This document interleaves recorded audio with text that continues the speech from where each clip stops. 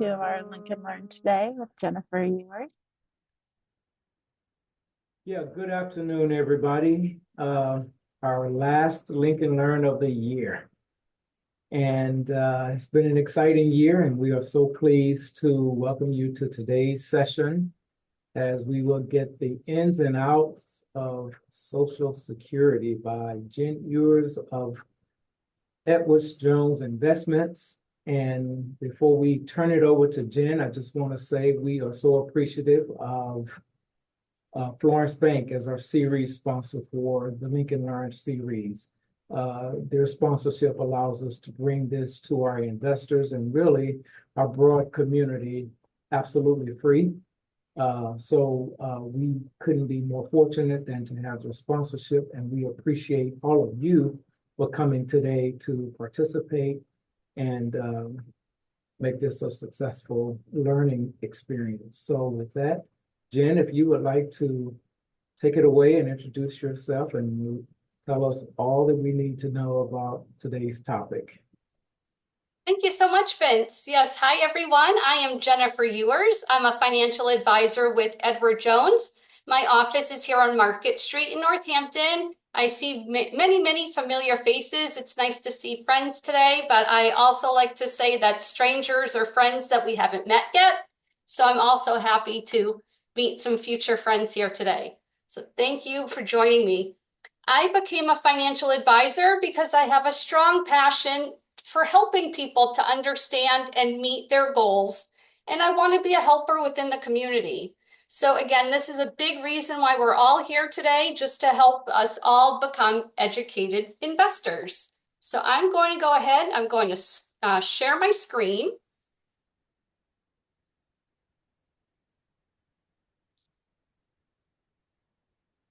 I just need to make one little tweak here. Can everyone see my Social Security screen?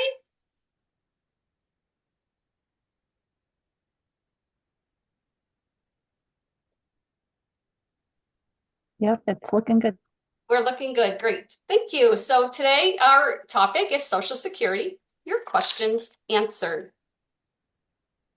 Again, I am Jennifer Ewers. So as you think about retiring, one of the biggest questions on your mind may be, will I outlive my money?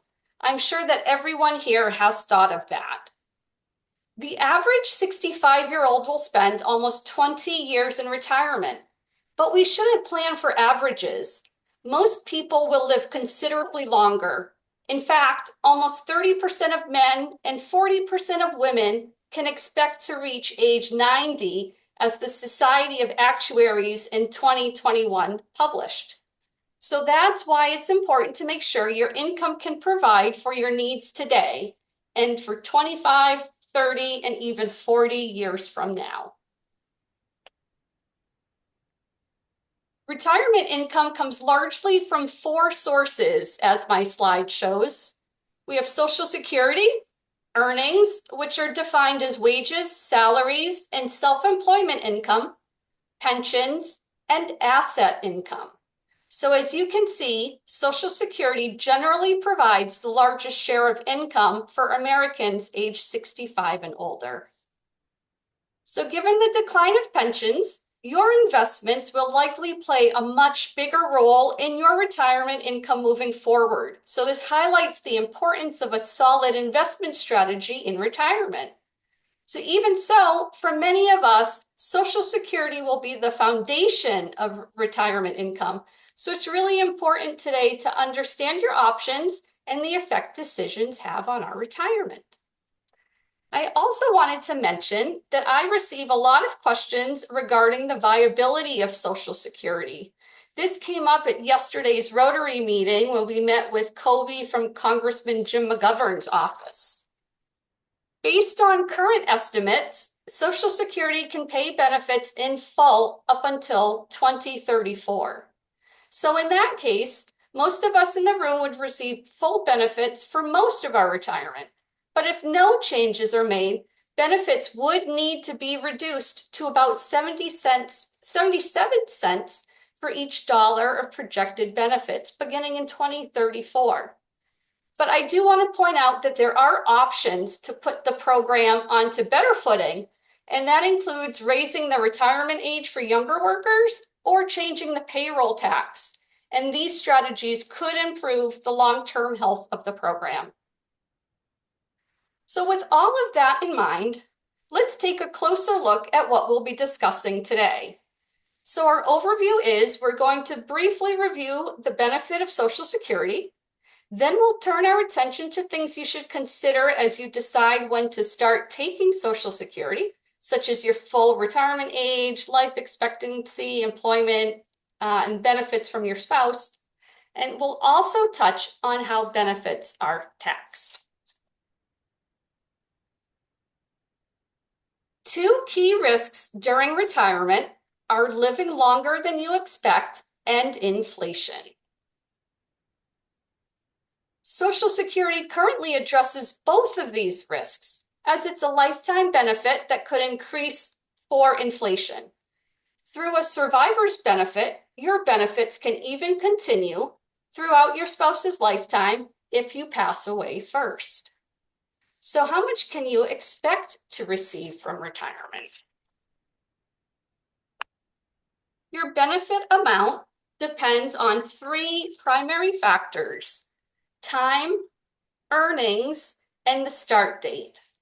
So time is explained as benefits that are made based on your status. So fully insured status is required for eligibility for most benefits. So to be fully insured, you must have 40 quarters of covered employment, which essentially is 10 years of employment covered by Social Security. And we can confirm this when you reach out to the Social Security Administration and you get those jazzy Social Security sheets. Our earnings, when you work and pay Social Security taxes, you earn credits towards Social Security benefits. So if you were born in 1929 or later, you'll need 40 credits. Again, that is that 10-year period of work. The amount of your benefit is based on the highest 35 years of earnings, adjusted for inflation. You can use the retirement estimator on the Social Security Administration's website. Again, that is ssa.gov, ssa.gov, and you can estimate your benefit amount there. So I'm going to pause here to highlight the importance of this next piece. When you're at the point of making the retirement decision and figuring out how much your benefits are going to be, the two items we just discussed, time and earnings, are in the past. They're in the rearview mirror and you can't change them. The good news is that there's an important factor that will determine your benefit amount that you can control, and that is the start date. Your benefit amount can be impacted by the age you choose to start receiving benefits. You can start receiving Social Security benefits as early as age 62, but you won't receive your full benefit unless you wait to start benefits at your full retirement age.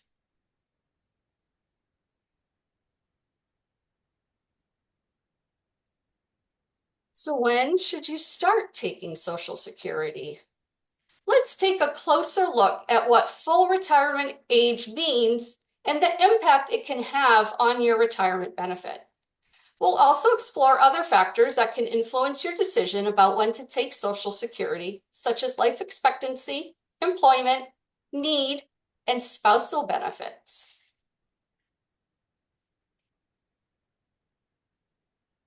Full retirement age is important because it's the age at which you can receive 100% of your benefits.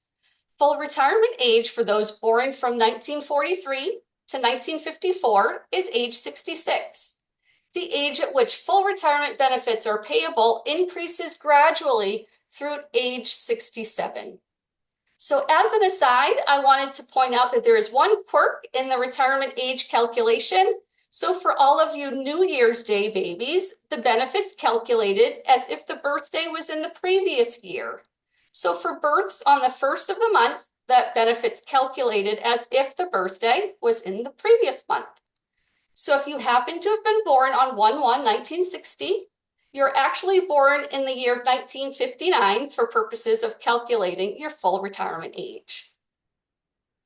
While you can begin taking benefits at age 62, your benefits are reduced by up to 30% if you take your benefits before full retirement age. But on the other hand, you can increase your benefit amount by 32% if you delay claiming benefits past your full retirement age, which is up to age 70. You can receive your largest benefit by starting benefits at age 70. So let's take a look at an example. In this example, we're going to assume the full retirement age is 67. You receive your full benefit at that age. If you start taking benefits before your full retirement age, your benefits are reduced. For example, if you started taking benefits at age 62 here, you would receive 75% of your full benefit. This percentage reduction in benefits is permanent. If you choose to delay taking benefits beyond your full retirement age, however, you can increase your benefits. These increases are adjusted on a monthly basis and stop at age 70. So considering that you may spend 20, 30, or even more years in retirement, the difference in that monthly benefit amount can have a big impact over time. So in other words, the timing of when you start taking your benefits matters.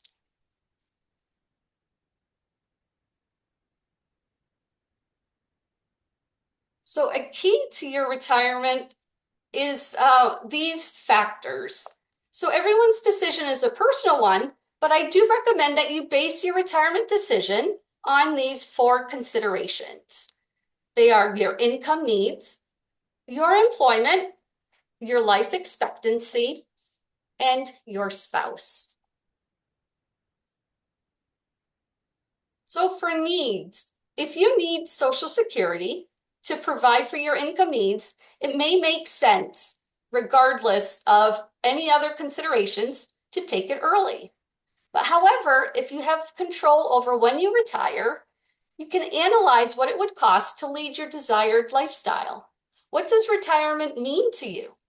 Then consider your sources of income, including Social Security and your personal investments. Do you have enough income to provide for your spending goals? If not, it may make sense to delay retirement. Delaying retirement could provide not only higher Social Security benefits, but also opportunities to continue to save and for your investments to grow. While many people don't plan on slowing down once they retire, as we mentioned earlier, many are relying on employment for their retirement income. 30% often comes from working. If you plan on working after you retire and have meaningful earned income, you may not want to take Social Security early. If you do, your benefits will be adjusted lower to account for this earned income. Also, remember that Medicare doesn't begin until age 65. So if you retire before age 65, you will continue to have benefits through your or your spouse's employer, or will this coverage be paid out of your pocket? Since healthcare is a major expense, we don't ever recommend retiring without a plan for health insurance coverage. Earned income generally has no impact on your benefits once you reach retirement age. And while earned income does not have an impact on potential taxes, we'll discuss this later, but your unearned income, which includes income from investments and pensions, does not impact your Social Security benefits from an earning standpoint. So I just wanted to remind everyone that we noted earlier, but nearly 30% of men and 40% of women can expect to reach age 90. So clearly how long you and your spouse expect to live can impact your decision about when to take Social Security. The better your health and the longer you and your spouse expect to live, the more it may make sense to take Social Security later. This assumes you don't need your benefit now and are not putting undue strain on your investments and savings to make up the difference, as we care about the life expectancy of your investment portfolio as well. When you decide to take Social Security, can affect your spouse. There are 2 types of benefits for spouses. spousal, and survivor. With spousal benefits, your spouse can receive up to 50% of your full retirement benefit. This spousal benefit would be reduced by their own retirement benefit, and if they claim Social Security before full retirement age. With the survivor benefit, if one spouse dies, the survivor benefit allows the surviving spouse to receive their own benefit or 100% of the spouse's benefit, whichever is larger. When your spouse takes benefits can impact their spousal benefit, but importantly, when you take your benefits can have a major effect on your spouse's survivor benefit. Let's take a look at an example. Full retirement age for Mark and Cindy is age 67. Mark's monthly Social Security benefit at age 67 is $2,000. Cindy's monthly benefit at age 67, based on her work record, is $750.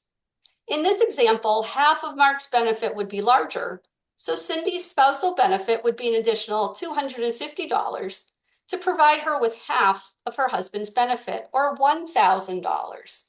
If Mark passed away, Cindy's survivor benefit would be 100% of Mark's benefit, or $2,000.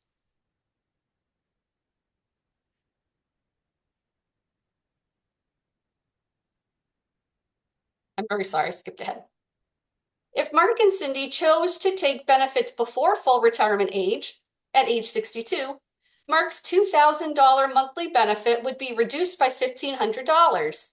Cindy's $750 monthly benefit would be reduced to $562. Cindy's spousal benefit would be $737, which is less than 50% of Mark's benefit because she claimed Social Security early. Her survivor benefit would also be reduced below Mark's $2,000 full retirement benefit and would be closer to $1,500 because Mark took that benefit early.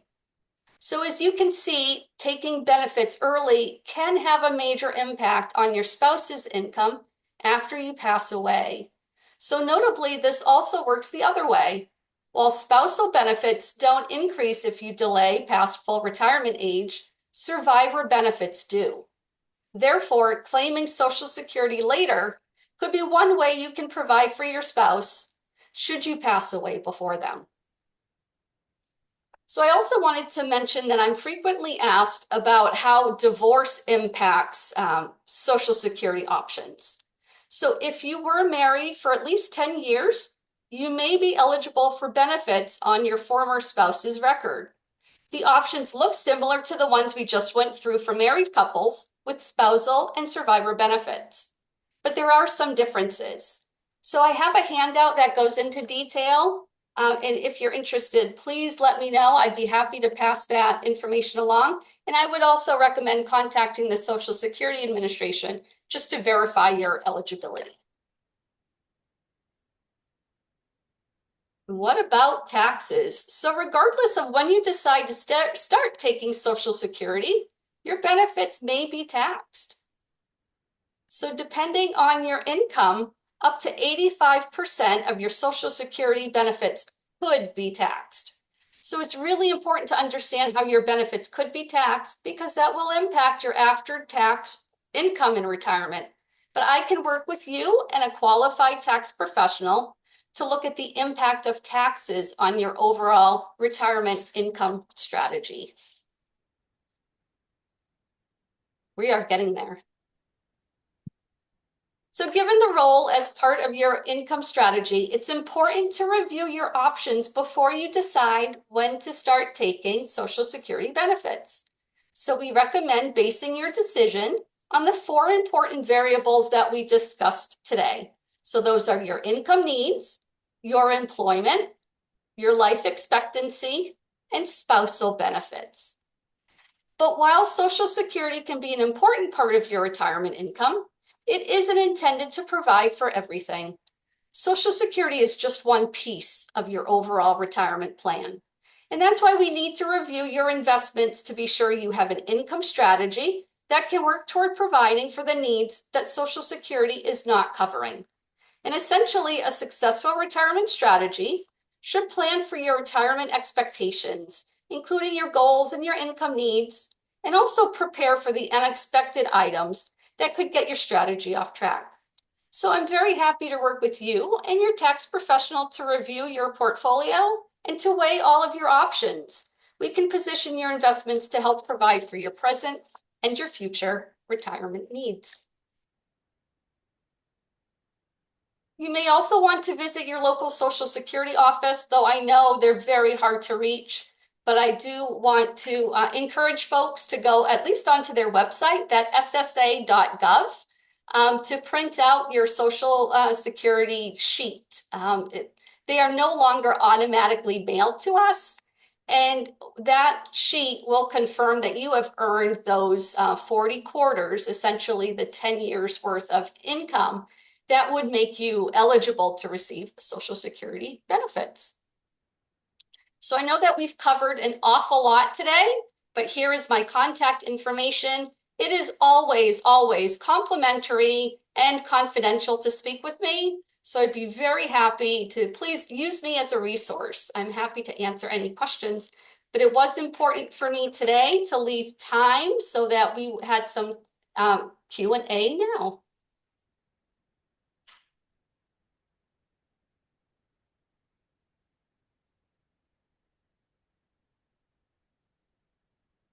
Katie, can you tell me if you have anything? Just taking a peek. Hold on a sec. Let's see if there's anything in the chat. Well, I have several questions. Oh, well, let's get you started. But I wanted to yield to others first. But one is just a general, I guess, comment about the life. We don't have any questions in the chat, but I do have a. Can you guys hear me? I can. Yeah, I can hear you, Vince. Okay, so you said life expectancy is 90. Has that inched up over the last 5 or 6 years or 10 years? Because it seems like I read somewhere several years ago that in the US, life expectancy was 78. So it's great that we're living longer, Yeah. quality of life and all of that. But what's the source of that data? Yep, the source is, I have it noted here, Vince, hang on 1 second. The source, it's very important. It's an actuary group it's a study from 2021. It's from the Society of Actuaries. They did a mortality table projection to 2021 using a mortality improvement scale. So this information is from a published report in 2021. Yeah, thank you for that. That's great. That's encouraging. And I'm glad to know that it's recent. And one other question. So my wife works in academia, and I don't think they pay Social Security at UMass Amherst. So obviously she wouldn't get Social Security, but I'm thinking about if all of higher ed follows that same model. Well, there were changes last year with Biden's plan. So there was the elimination of the Windfall Act. So some folks that were no longer eligible for Social Security now have eligibility. And again, that information can be confirmed, like I said, on those sheets at ssa.gov. Many teachers, first responders, not everyone, Vince, I don't want to say everybody, but there was a relaxation under the Biden administration to allow more folks to qualify and receive Social Security benefits. So that information might have changed. If not for your wife, then there are some other professions that there is a benefit there. Great, thank you. Sure. I have a unique perspective on some of this as I have survivor benefits for myself and my son, and that fluctuates with my income for me, but is consistent for my kiddo. But my husband was on UMass's campus, and it shifts because they're state related. So the pension is a little different, like in terms of what that looks like. And I feel like a lot of people in this area may benefit from pensions more than they would have expected at some point in time. So it was mostly just me offering that tidbit of things that I have learned along the way. I see that Elena has a question in the chat about taxes. That Medicaid plan costs are tied to taxes from the prior year. Is that something you might have information on, Jen? Is that Medicaid or Medicare? Can you repeat that again? I'm sorry, Medicare plan costs are tied to taxes from the prior year. Not sure if that's something that can be answered in this conversation. Yeah, I'm not sure what she's referring to, but I'll reach out to her and ask. Okay. Yep, I'll get more detail on that.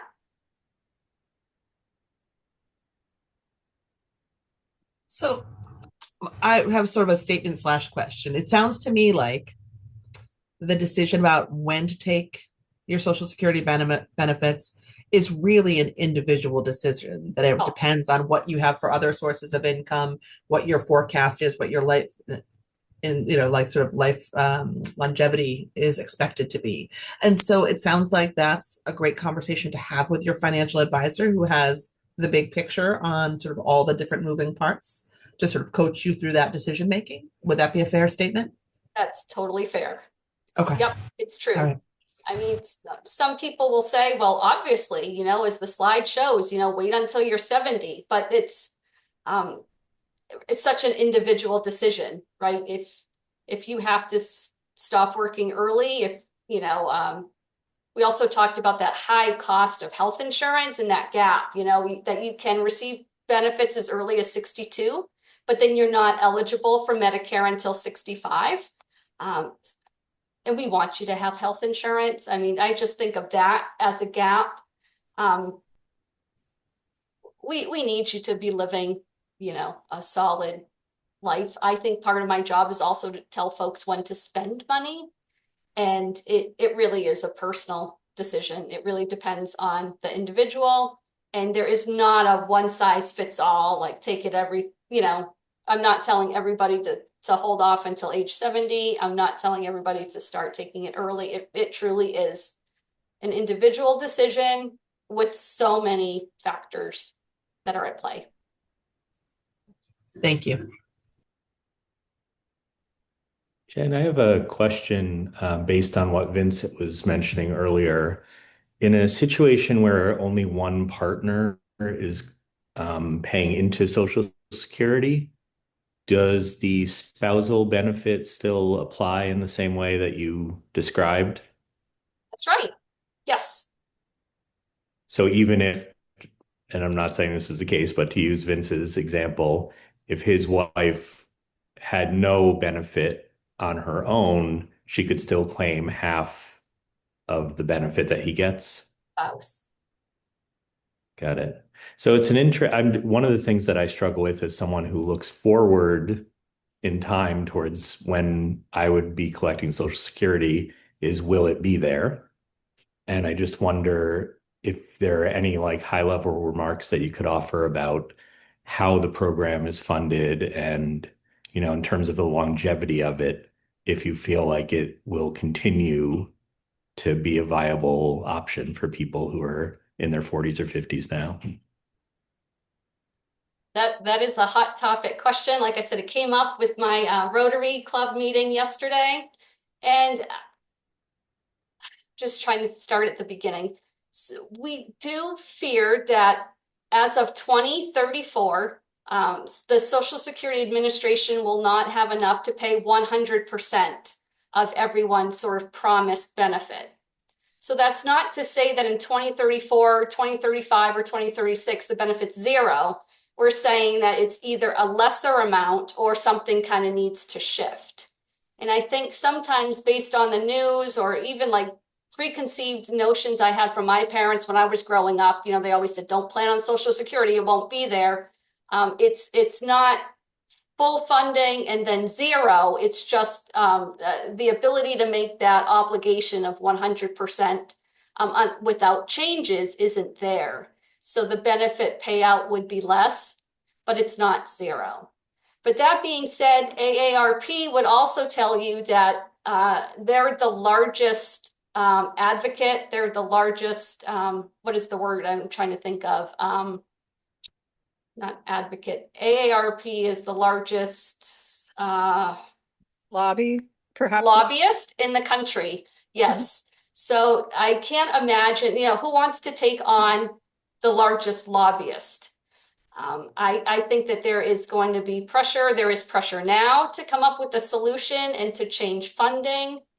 But again, I don't want to scare anyone and say that as of 2034, like the funding is zero. It's not zero. We think that tweaks can be made.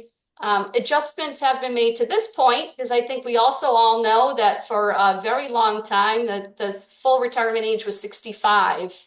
It's now 67 for many people. So, maybe we'll see another tweak in that regard. But Jack, I'm hopeful that the Social Security program will continue. I really feel, and again, with the weight of that lobbying group, I wouldn't mess with all of those adults. That we do expect the program to remain.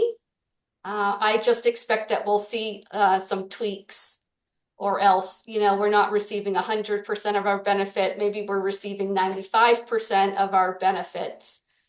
But I expect the program to continue. That's great. Thank you.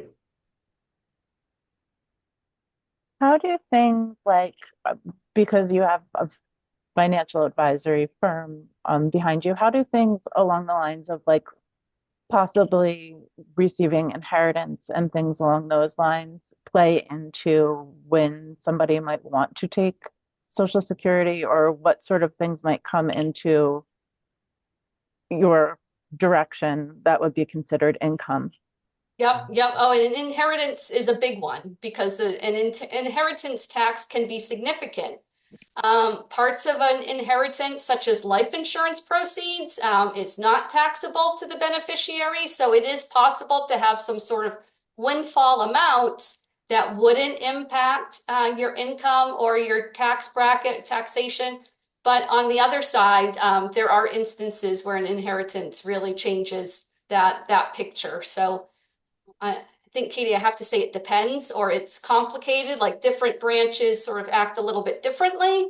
But a financial advisor would look at your full picture, kind of take a look at all the buckets and what they mean. And we also work as a team. I'm very into the team collaboration. I don't want to do anything that upsets what your CPA is trying to do. I certainly want everybody to have an estate plan. So I think the team is another benefit to working with a financial advisor, that will lean into the team and make sure that we have a plan that makes the most sense for you moving forward. Thank you. Can I go? So Absolutely. I have a question regarding so Vince, I worked at UMass for 12 years, but and put into the pension. And during those 12 years, I didn't earn anything from Social Security. And actually, I was a grad student there. So while I was teaching there, I didn't put anything into Social Security either. But over the course of my lifetime, I've earned enough, so I will get some Social Security. And with the Windfall Protection Act gone, I will get more than I would have. But my question is, so my husband's Social Security, he worked somewhere where there was, anyway, so his is much more significant than mine. If I wanted to tap into Social Security first, could I start with his even if he didn't start taking it, or would I have to take mine? Oh, let me check. Yes, I think I know the answer. I don't want to steer you wrong, but yeah, I'm happy to follow up with you on that. Okay, thanks. Of course. So I have another question. This is hypothetical. Say I turn 70, then I want to receive my benefits, but I'm healthy and I want to continue to work. What's the limitation on how much I can earn? So the full benefit age is 70. So if you work, Vince, until you're 75, you're not getting anything greater than at age 70. Mhm. So if you're working at age 62 or 66 or 67, and if you decide to hold off, you would receive a greater benefit if you held off until age 70. But beyond 70, you're not growing that benefit anymore. So you would receive at 75 or 73 the same amount of benefit as if you retired at 70. So say I have a job here at the chamber. Yep.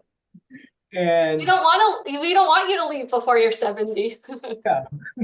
And say, do I still continue to pay into Social Security?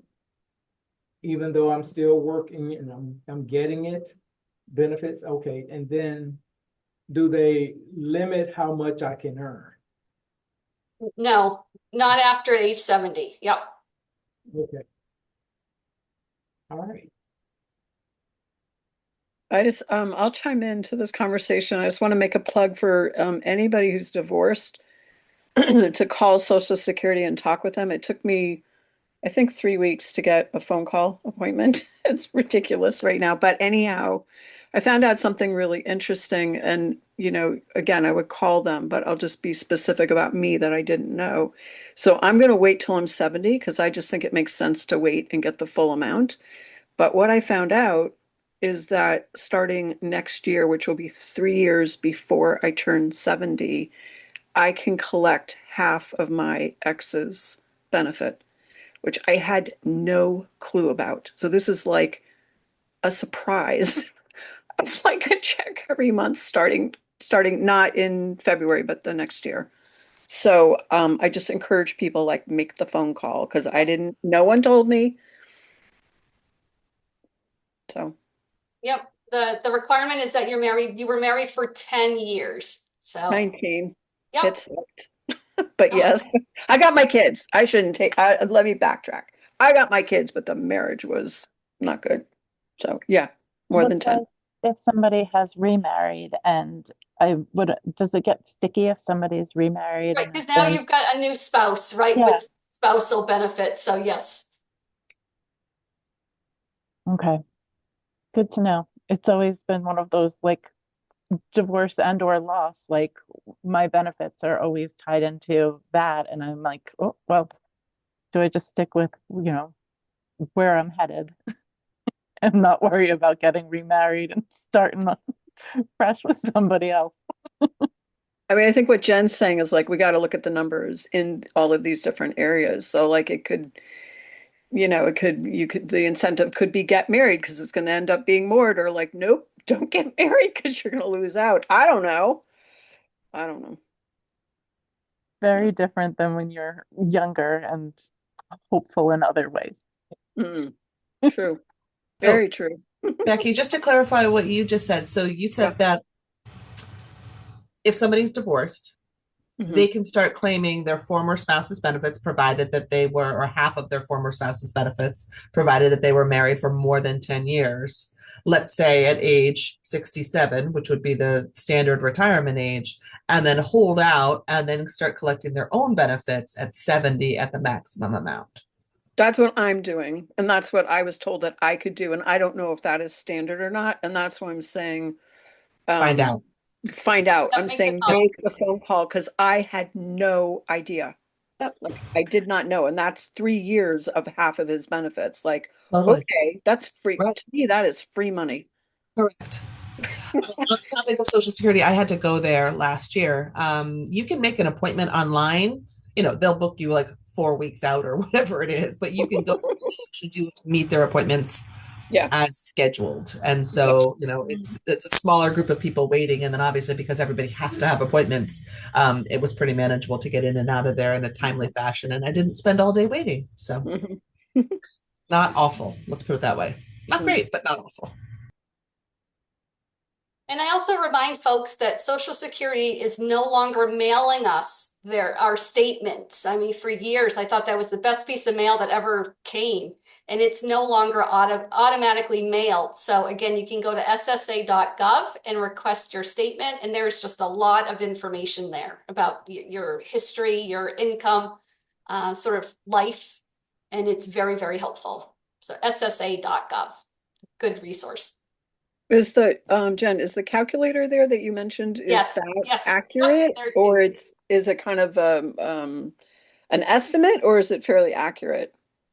It's just an estimate, and I always say, you know, work with your tax professional, work with your CPA, because, you know, input in and output, I mean, you have to be working with the right numbers, you know, junk in, junk out. So I always caution people, yeah, and play with those resources.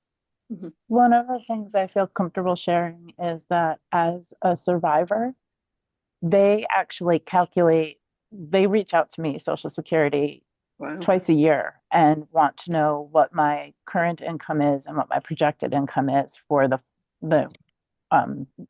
future year. And it's all very much calculated, and they reach out like every 6 months to make sure that they're on track. As a survivor, I had a situation with Social Security where they overpaid me one year, and I had to pay it back. So really working with somebody on how that happens. I hate having these conversations, but like it's like the nuts and bolts of adulting and, having life and loss. I was really surprised by how on top of it they are with making sure benefits are given properly. Yeah, and that mirrors a situation that I'm going through myself too, Katie, because we had a loss. My brother-in-law recently passed away, and it's been such a terrible and long and slow process. But the Social Security survivor benefits, they were just geared up and ready. And if it weren't for them, my sister-in-law would be in a much harder place. So they really are equipped to like move forward, to make those determinations, and to get things going, to get things out to help the survivor. So it's really, I have a lot of criticism of Social Security, but I also want to give a shout out to a program that does seem to be working. And I think that is the Social Security, the survivor benefits piece. So here's another question. So you start your career and say you work for about 20 years, and then you take off 20 years to raise your children. And then you go back to work. So then that 20-year hiatus, you show no contributions. Do they take the totality of all the years that you worked, minus those silent years or years you were home raising? Yep, to qualify, Vince, you have to have 10 years or 40 quarters worth of earnings. So you would have that in that first chunk that you worked. So you met the qualifications there. And then they look at it's an average with your 35 highest year earnings. So there is a formula. So they're going to weigh your higher years worth of earnings in making that determination. So there isn't a penalty per se, and there is a look back. And like I said, once you qualify, then they're going to use their formula. So there isn't a, out of the workforce disencouragement or a penalty. Okay. That's good.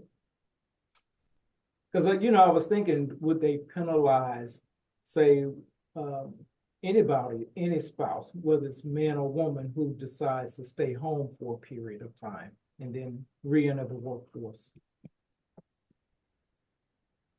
Thank you. These are good questions. These are great questions.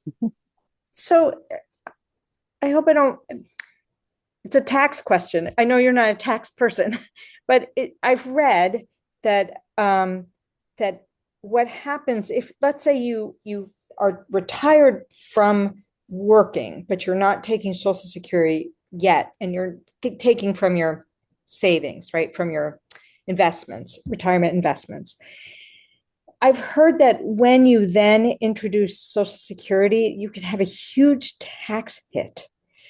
Can you talk a little bit about that? Because you said it can be taxed up to 85%. I guess it depends on your tax bracket, but can you talk a little bit about that?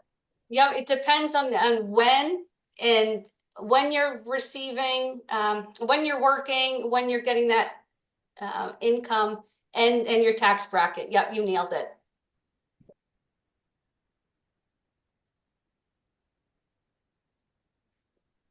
There is a point I had just checking my research.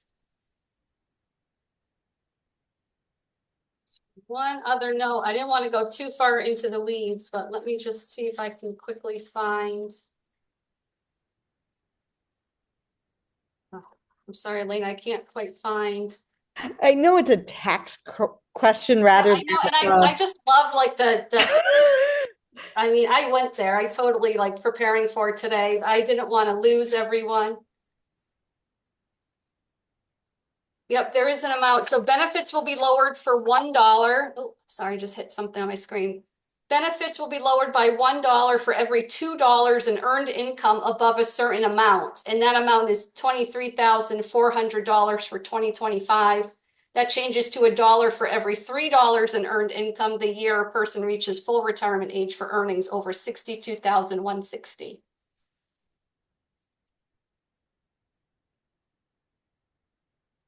That is very helpful. Thank you. Yep, and that is right from that's SSA.gov. That was a press release that they did. I pulled that right off of the Social Security Administration. Yep, benefits will be lowered by $1 for every $2 in earned income above 23,400, and it's $1 for every $3 in earned income the year a person reaches full retirement age for earnings over 62,160. Jen, I had one other question about spousal benefits, and I apologize if you answered this while my Zoom had crashed there. So using myself as an example, my ex and I are technically still married, but at some point we'll resolve all that. And we have a great relationship, and I would hope that she's able to take advantage of my benefit to help her and our children if she needs it. And my question is, if I ended up remarrying, does that have an effect on what she is or is not able to claim based on the... That does not impact her standing. Yep, as long as they were married for 10 years, yep, she has that spousal benefit. Great. And again, and then it would apply, Jack, if your benefit was greater than hers. Remember that this, right. I mean, if she's been, or if she starts. So vice versa, if she makes more and remarries, I can still work off her amount. You got it. That is very helpful for, families with children, I think. Absolutely. And that is what I've seen, my clients that, the women have, raised the kids, the stereotypes. It's just been very helpful that they had a path to receive benefits, based on the work and the sacrifices that they made. I would like to just chime in and say that what I have seen working in Northampton for small businesses is that there are a lot of folks who are in this retirement age where they are working part-time and they're trying to figure out these pieces. Speaking to your employer and getting all of your information, I think sometimes people are afraid to make those connections or to share where they're at in those ways. And I think it's really important for employers to know that if you have a workforce with different age folks in it, that these are questions that are important, like being able to help somebody figure out what that's going to look like. And not everybody has that conversation or feels comfortable having that conversation. And then they're sitting in a financial person's office and not fully understanding where their path leads them. So to kind of put things aside and feel like you can encourage that conversation with your employer, like, is there going to be a little bump in my salary next year or whatever it may be, is hugely helpful in making those decisions. And I've seen several people go through those steps. And it's always, having been on the management side of things where they're approaching me, knowing how important it is to make sure that people are getting their benefits and getting the pieces that they need. So even though finances are very awkward sometimes to talk about with people, I encourage everybody to speak to their employers at any income level when it comes to heading into these Social Security questions, because you will have to pay it back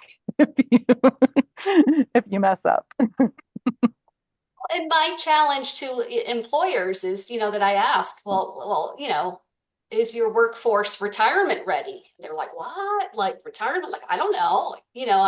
I'm a manager, right? I'm responsible for X, Y, and Z, but my employees range in age from 20 to 60. Like, I don't know I don't know who's ready. And or are they more worried about saving for their child's education, like retirement readiness? And that is, when I say, like, just invite me in, and that I can, use me as an education piece again, just to answer some of those questions and to provide support for that type of information. Anybody have anything else they'd like to ask Jen? Well, I have another question. You mentioned the age to, if I get the language right, Medicare age is 65. What does that mean? Sure, that just means that you would have health insurance prior to age 65. So one consideration when folks are thinking about retiring early, I try to remind people that you need a bridge for your health insurance. What is the plan for health insurance? Because that's going to be a tremendous cost until you're 65 and you're eligible for Medicare. So I don't want that piece overlooked, and sometimes it is. I met with someone last week who was 59 saying, I'm at the end. Like, I've done enough. And I was like, perfect, that's great.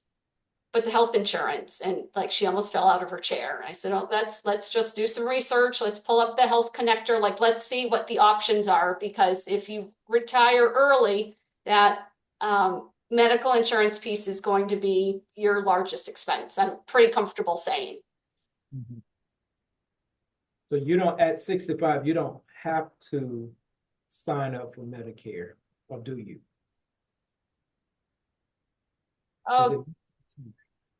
Yes, you do. Okay. You can take on, I believe you could also pay into private insurance as well, but you have to make sure that you take the benefit. Yeah, I know. Yes, there's a few layers going on there. So, yeah. Okay.